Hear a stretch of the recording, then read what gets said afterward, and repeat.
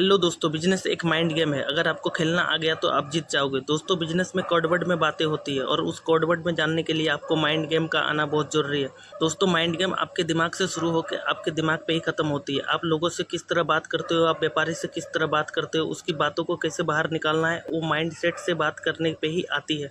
और उस mind set को बात कर तरीका ही माइंड गेम कहलाता है। दोस्तों, ये कहावत तो आपने सुना ही होगा कि हाथी के दांत दिखाने के कुछ और खाने के कुछ और होते हैं। दोस्तों, फ्रॉड बिजनेसमैन इसी ट्रिक को अपनाते हैं। तो आपको लोगों के माइंड सेट को पढ़ने आना होगा, तब आपका बिजनेस पे कभी लॉस नहीं होगा। दोस्तों, हम अपनी ज़िंदगी में दुख और सुख के कारण खुद होते हैं, उसी तरह हमारे बिजनेस में नुकसान होगा या प्रॉफिट, उसका कारण हम खुद बन सकते हैं। ये नॉलेज होगी तो हमें बिजनेस में कभी लॉस नहीं होगा। कल तक ये बात मुझे भी समझ नहीं आती थी, आज मेरे को समझ आती है क्योंकि मैं मार्केट को बहुत करीब से देखने लगा हूँ। दोस्तों, हम सब किसी का बुरा नहीं चाहते, पर फ्रॉड बिजनेसमैन इन बातों पे ध्यान नहीं देते।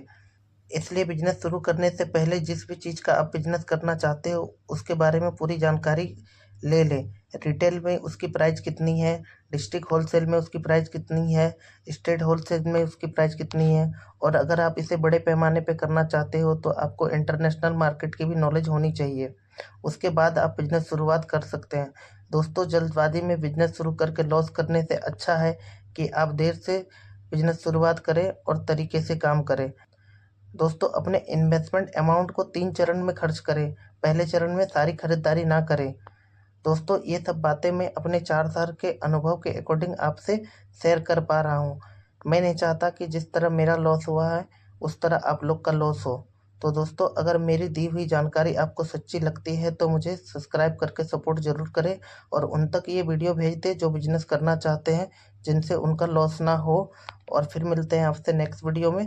तब तक के लिए बाय।